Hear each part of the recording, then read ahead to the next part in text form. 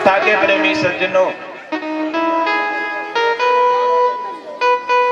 अब श्री सुखदेव भगवान राजा परीक्षित को बहुत बहुत मीठी कथाएं सुनाएंगे। मन से सुननी है आपको, जीवन में उतारनी है कथा आपको, तभी कल्याण होगा।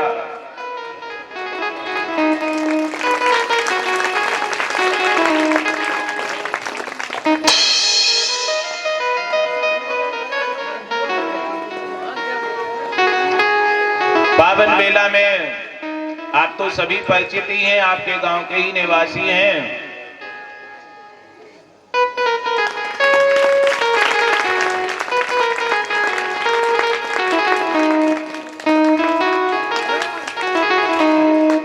सरस कथावाचक हैं आनंद कुमार शास्त्री जी, और शास्त्री जी मुझे पुष्पों के पावन हार से, सुंदर शॉल से स्वागत कर रहे हैं। भगवान इन्हें सद्बुद्धि, सद्भक्ति, सुख समृद्धि प्रदान करें।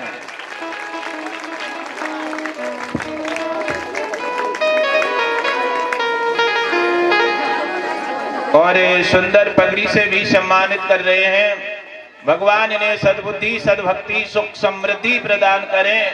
माता सरस्वती अपनी पूर्ण कृपा दृष्टि बनाए रहे और मां सरस्वती की कृपा बनी रहे ताकि अच्छा कथा का वाचन करें, जनता जनार्दन को अच्छा मार्गदर्शन दे सके। ऐसी हम मां सरस्वती से कामना करते हैं। और 21 केजी आटा भंडारे में दान कर रहे हैं। भगवान भोले भंडारी इनका भंडार भरते रहें, ऐसी हम कामना करते हैं। हाँ, अतुल यादव जी भी हैं। आनंद और अतुल यादव जी दोनों की ओर प्रभु की कृपा बनी रहे। भगवान इन्हें सद्बुद्धि, सद्भक्ति, सुख समृद्धि प्रदान करें।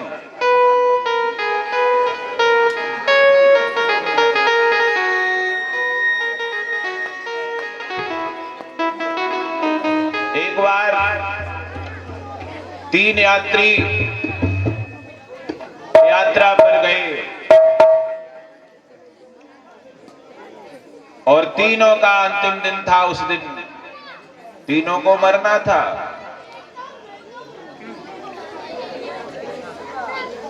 रास्ते में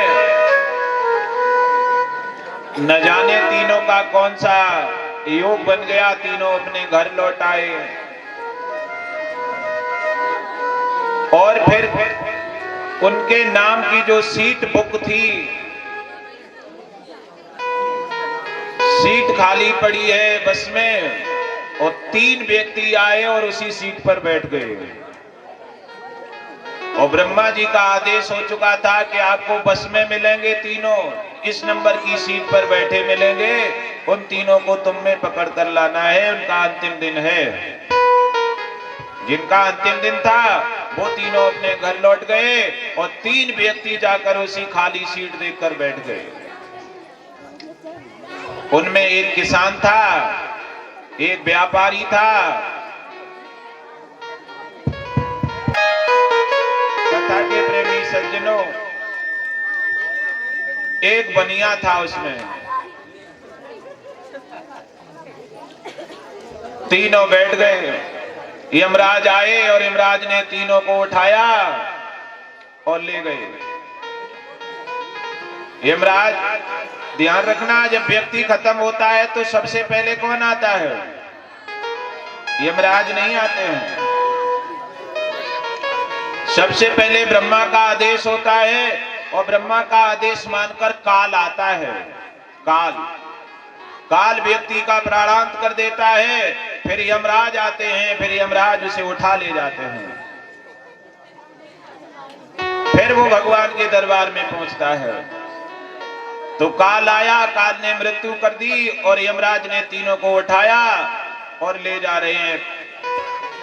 जब रास्ते में पहुंचे अपने यहां, तो उन्होंने देखा जिन्हें मरना था वो है ही नहीं और जिन्हें मरना नहीं था वो चले गए।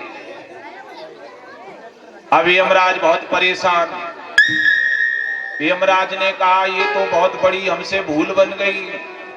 इन्हें मरना ही नहीं था, ये बेचारे निर्दोष मर गए। अगर ब्रह्मा जी ने जान लिया तो मेरा पद चला जाएगा, मुझे पद से हटा दिया जाएगा। अब ब्रह्मा जी यमराज बहुत परेशान है। ये दृष्टांत है, आपको प्रमाण देगा।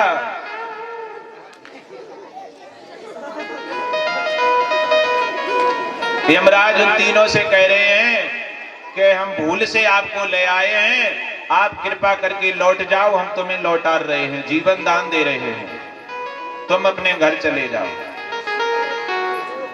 अब वो तीनों लौट नहीं रहे हैं। पावन बेला में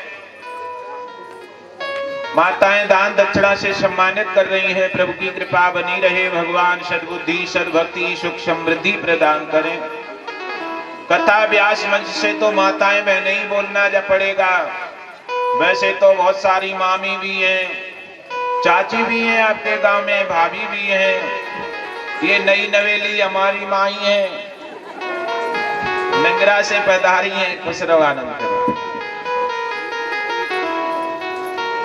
दीपू जी की धर्म महोदया है,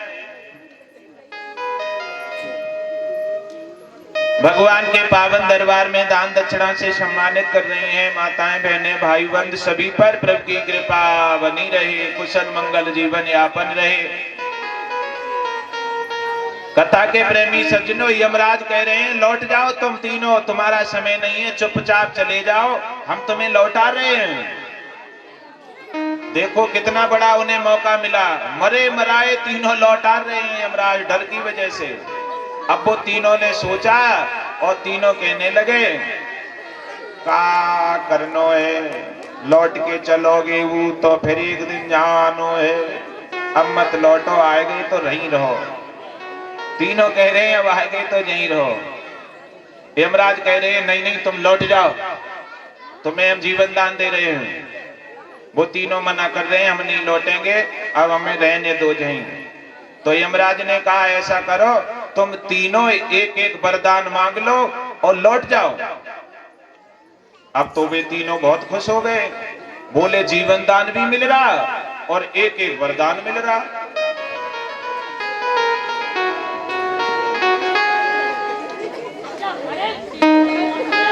तीनों बहुत खुश हैं, बनिया भी बहुत खुश है, किसान भी बहुत खुश है और चोर भी बहुत खुश है।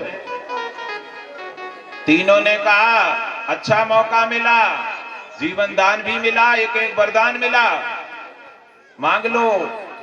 तो बनिया ने कहा कि महाराज हमें दे रहे हो तो ऐसा करो, अब की बार लॉकडाउन लगो रहो, बहुत दिन व्यापार नहीं चला ठीक ठाक से, 4-5 बक्सा हमारे खाली पड़े हैं, 4-5 बक्सा हमारे पैसन से भर जावे।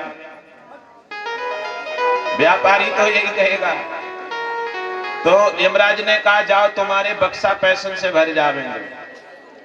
अब किसान से कहा कि आप भी कुछ मांग लो। तो किसान ने कहा महाराज बहुत कम खेती कर पाई हमने, खेत में बहुत कुछ किया लेकिन फसल अच्छी नहीं हुई, हमारी 10-12 कुटियां खाली रह गई, गेहूं की कुटियां भर जावे। यमराज ने कहा जाओ तुम्हारी कुटियां भर जावेंगे। और चोर से कहा तुम मांग लो। तो चोर हंसकर क्या बोला कि महाराज हमें तुम देवो कुछ मती, इन दोनों के घर को पता बता दो, इनके घर का पता बता दो, हमारो तो काम है जावे वो। तो यमराज बहुत ऐसे बोले क्यों, कि हमें क्या करना, हम तो इनका ही घर रात्रि में सब खाली कर देंगे, चुरा लाएंगे। तो माताओं बहनों भाइयों, कितने बार हम आपसे कह चुके हैं जोर से बोलो, कीर्तन में साथ दो, जय घोष जोर से करो। क्यों कहते हैं हम बार बार, जय घोष करने से कुंभकर्ण की पत्नी निद्रा सभा से भाग जाती है, जोर जोर कीर्तन बोलने से कुंभकर्ण की पत्नी निद्रा सभा से भाग जाती है। इसीलिए तो कथावाचक क्या करते हैं, जोर जोर से कीर्तन बोलो, तालियां बजाओ, क्योंकि कुंभकर्ण की पत्नी ना आ जाए। जो नींद आप लेते हो ना, नींद, ये कुंभकर्ण की पत्नी है।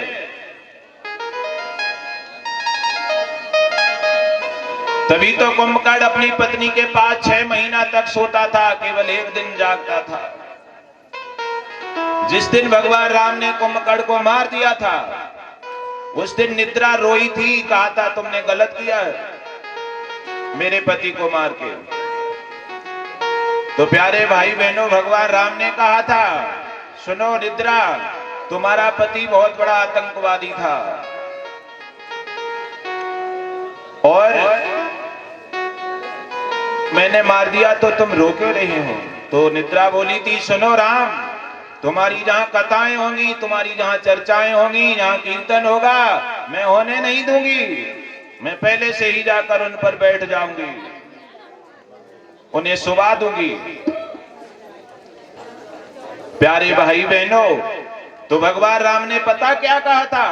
भगवान राम ने कहा था, सुन निद्रा, जहां मेरे भक्त होंगे वहां तू कभी नहीं जा पाएगी।